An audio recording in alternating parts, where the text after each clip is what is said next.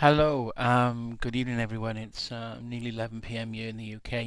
This is the time I like to go over my trades of the day and evaluate what I did well, what I didn't do well. Um, and today was a good day, even though the price action was pretty rubbish. To be honest, it was still a good day. So if I show you my thoughts on my first entry, um, as from Andy's end of day, sorry, not end of day, but the evaluation that he said it was going to be um, congestion really, and choppy. So I had that in my thoughts as well. So this is the 1 hour chart. Okay. So what I did, I drew a line on the peak of the valley on that green midline of the envelope, as Andy tells us in the course, and I'm going over those videos daily, guys. I am actually watching them daily. So they're imprinted in my brain. And until they're imprinted in my brain, I'm going to keep watching them daily. So I've drawn the peak, the peak of the valley there, or the like V shape of the green envelope, as suggested by Andy, and that's a good resistance level, support level, sorry, in this case. So I drew that out, and then that was my first thing I drew out. I then drew out the peak level on this one here, which is I think he calls it the trough or whatever, right? It's an upside down V, but there's the peak, and I drew that one as well, that black line. And then I drew these resistance, resistance DMLs, and I extended them across, because obviously there's resistance there because of the DMLs on the hour chart, and I drew them across. So I had them mapped out. So I had the two peaks of the valleys marked out and the troughs, and I had this resistance zone marked out as well. Okay, on the 1 hour. Then I went to the 15-minute, and then what I did then, I dropped down to lower time frames. But you can see here now, you can see I made 97 points on my first entry in time's irrelevant, right? But 10:36 to 10:53.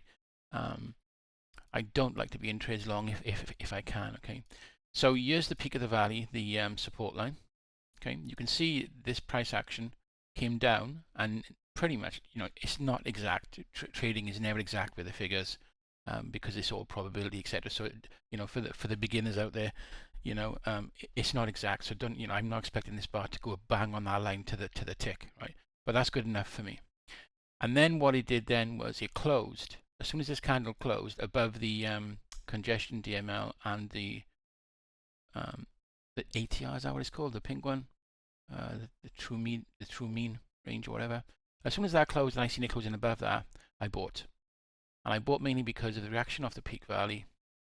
It closed above the DMLs. It went through the extension but didn't close below it, so it flushed all the cells out, all the liquidity there. It flushed it all out.